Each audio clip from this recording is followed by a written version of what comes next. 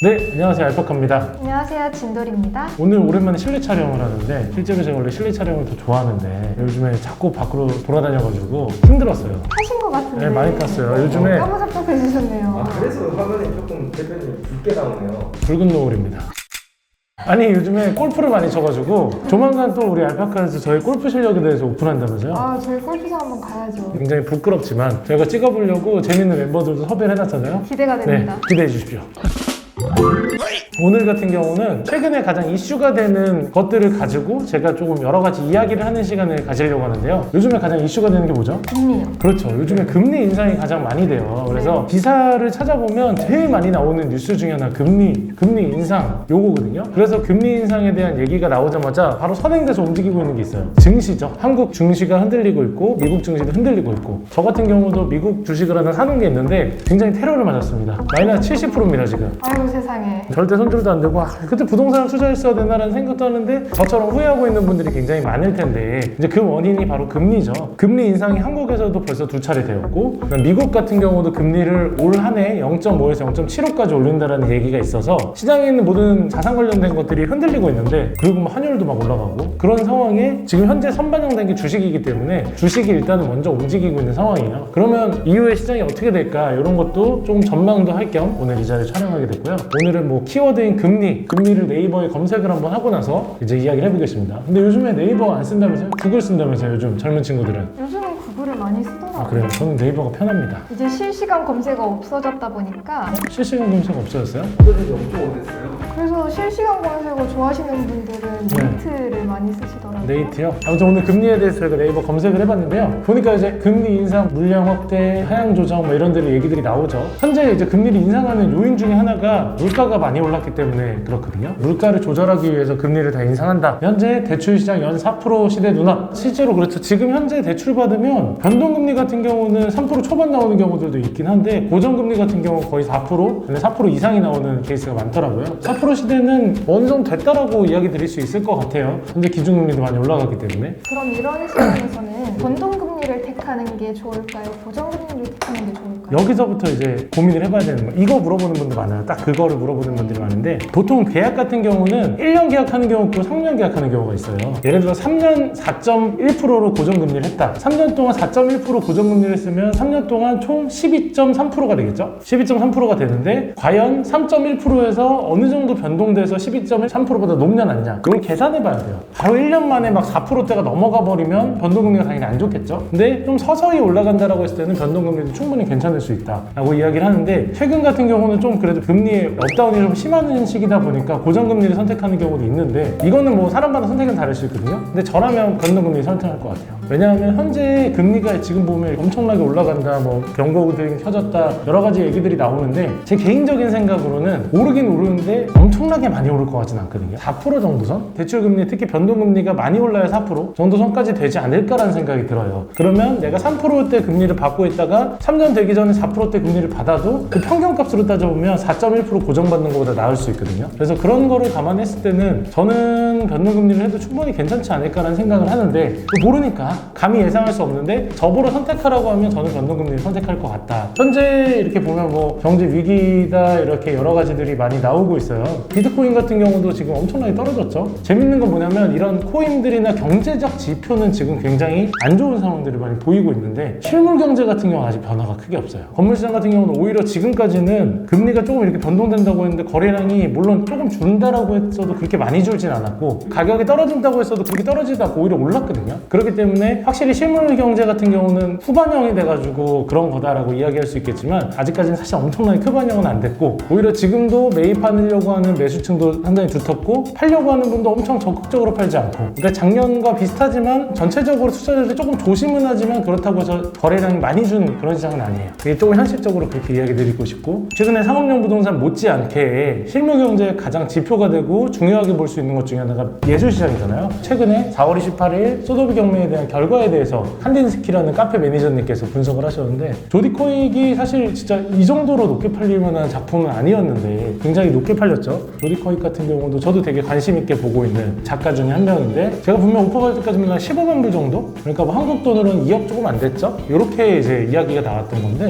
뭐 3억 4천에 팔렸어요. 이게 3억 4천에 팔렸는데 어때요? 3억 4천의 가치를 알아보시는 분이 사지 않았을까요? 이건 조디 리브스라고 하는데 스페인 작가예요. 저도 되게 받고 싶었던 작가 중에 하나였는데 이거 같은 경우도 제가 알기로 뭐 5천에서 7천 정도 선에 거래가 되고 있던 작품들이었는데 최근에 2억 2천에 팔렸어요. 엄청나게 비싸게 팔렸죠. 이런 좋은 내용들이 있는데 이것도 한번 참고해서 보시면 좋고, 물론 미술 같은 경우는 오르는 작품이 있고 안 오르는 작품이 있다 보니까 미술이 뭐 전체적으로 다 경기가 좋아서 엄청나게 오르고 있다고 말하기는 어렵지만 이렇게 조금씩 아직까지는 우상향 추세로 계속 가고 있는 거죠. 그렇다 보니까 아직까지 확실히 실물 경제, 특히 뭐 시계 같은 경우는 똑같죠. 작년에 제가 시계를 오데마 피게라는 시계를 매각을 했던 적이 있거든요. 그 당시에 4천만 원 정도 선에 매각을 했어요. 근데 지금은 7, 8천 된대. 살 때는 얼마? 전 3,400에 샀어요. 남겨서 팔았죠. 그런데 지금 거의 2배가 돼버렸어. 더 단기간에. 이런 걸 감안했을 때 또 실물 경제는 현재 사실 흔들리지 않고 있고, 그래서 사람들이 두 가지 판으로 나누고 있죠. 이런 실물 경제가 후반형 됐기 때문에 문제가 있다. 실물 경제 떨어질 거다라고 예상하는 파가 있고, 현재 금리 너무 걱정에 따라가지고 증시나 이런 것들이 너무 선반영돼서 너무 떨어진 거다. 다시 증시가 올라갈 수 있다라고 생각하는 두 가지 부류의 사람들이 있더라고요. 저는 사실 조금 중립적이긴 해요. 물론 지금 시장 자체가 작년이나 재작년에 비해서 쉬운 시장은 아닌 것 같아요. 정말 투자하기 어려운 시장인데, 그렇다고 해서 뭐 엄청나게 떨어질 것 같다라는 생각은 안 들거든요. 어느 정도 내가 영끌해가지고 투자했던 분들이 있거든요. 예전에 영끌해서 투자했고 이랬던 분들 같은 경우는 조금 팔아도 괜찮은 시기가 아닌가라는 생각은 들어요. 그런데 조금 내가 여유를 가지고 하거나 내가 직접 사용하는 목적으로 샀던 분들 같은 경우는 사실 큰 문제는 없다. 그래서 내가 현금 10억을 가지고 40억, 50억 정도 렉스 받아서 투자하는 거는 내가 뭐 직접 사용하는 목적이나 이런 거면 상관없지만 그런 게 아니라고 하면 좀 리스크 있는 것 같고요. 적당선에서 대출도 폭도 너무 키우지 않는 선에서 투자하는 거는 나쁘지 않을 것 같다는 생각이 들어요. 그래서 현재 상황에서 이제 금리가 일전에도 한번 얘기 드렸듯이 4% 정도가 됐을 때 부동산에서도 변곡점을 맞을 수 있다라고 이야기를 드렸었는데, 제가 말했던 4%는 보통 변동금리가 한 4% 정도까지 올라와 줘야 되거든요. 아직 변동금리가 4%까지는 안 올라왔고, 근데 올해 말이 되면 4%까지 될 수 있다라고 은행에서 이제 같이 커뮤니케이션들을 하고 있는데, 그게 저는 과연 될지 안 될지는 사실 잘 모르겠어요. 그러니까 결국에는 뭐든지 경제는 다 예측이기 때문에 그냥 제가 생각하는 예측이 있고 다른 분들이 생각하는 예측이 다를 뿐이다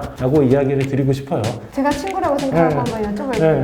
만약에 내가 이렇게 묻어둔 돈이 있는데 이런 거 네. 부동산에 투자할래. 어떻게 하면 좋을까? 하지마. 조금 더 공부하고 또 정확한 투자에 대한 목적을 가지고 투자해. 그 정도로 사실 지금 뭐 엄청난 긍정적인 시장은 아니라고 생각하고요. 그렇다고 해서 너무 부정적인 시장도 아니기 때문에 조금 더 공부를 하시고 조금 더 고민을 하시고 목적이 있는 지역, 그다음 상권이 터지는 지역들, 그런 걸 좀 생각해야 되고. 그런데 또 여기서 또 재밌는 게 하나 있어요. 코로나가 풀리면서 지금 현재 상권이 엄청 터졌거든요. 갑자기 활성화가 네, 제 인스타그램을 보신 분들은 알겠지만 제가 지난주에 홍대를 갔다 왔는데 와, 진짜 깜짝 놀랐어요 진짜. 다시 예전 홍대로 돌아온 느낌인가요?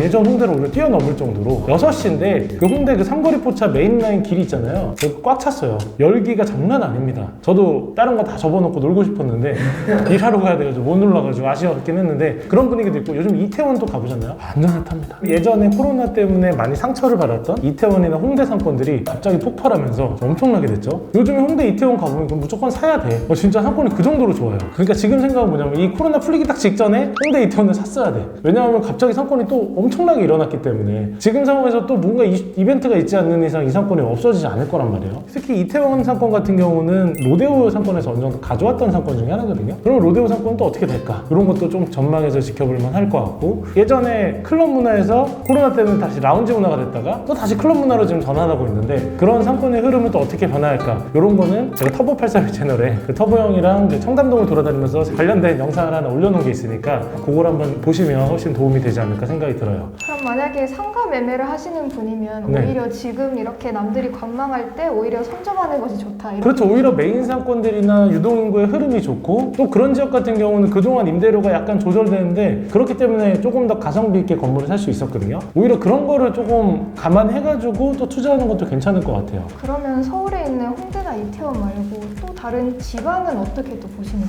지방 같은 경우도 예를 들어 인계동이나 부평이나 이런 메인 지역 같은 경우는 다시 더 활발해질 거라고 생각이 드는데, 그래도 사실 요즘같이 경기가 흔들리고 여러 가지 리스크가 있는 이런 상황이 됐을 때는 조금 수익률이 적긴 하지만 좀 서울 중심부의 메인 상권으로 들어가는 것도 나쁘지 않은 선택이 아닐까라는 생각이 드는 게, 임대료가 또 올라갈 수 있어요. 그런 말 있어요. 코로나에 수혜를 받은 업장들, 지역들이라고 했을 때 뭐 압구정 로데오나 강남의 이런 오피스나 이런 지역들을 얘기할 수 있는데, 그 지역 외에 이제 근생상권들은 사실 타격을 많이 받았기 때문에 근 2년간 임대료가 떨어졌었단 말이에요. 근데 방금 말했던 이런 핫한 상권들이 이제 사람들이 풀리면서 오히려 임대료가 올라갈 수 있는 시즌인 거죠. 그래서 그런 생각이 드는 거야. 이태원에 공실일 때 업장 하나 내놓고 권리금 장사했어야 되는데 라고 제 지인이 한탄하더라고요. 지금 들어가면 이미 무권리금은 얻기 힘들까요? 그렇죠. 지금 같은 시장은 오히려 너무 핫하기 때문에 빨리빨리 임대가 나가지 않을까. 그래도 아직까지는 기회가 있을 거라고 생각이 드니까 뭐 권리금을 노리고 한번 들어가시는 분들 아니면 조금 더 진짜 장사를 잘하려고 하는 분들, 꼬마 빌딩도 그런 거를 좀 투자를 해가지고 메리트를 보시려고 하는 분들, 그런 분들은 조금 적극적으로 한번 움직여봐도 괜찮지 않을까. 틈새 시장을 노려보셔라. 그렇죠. 틈새를 한번 먹으러 가겠습니다.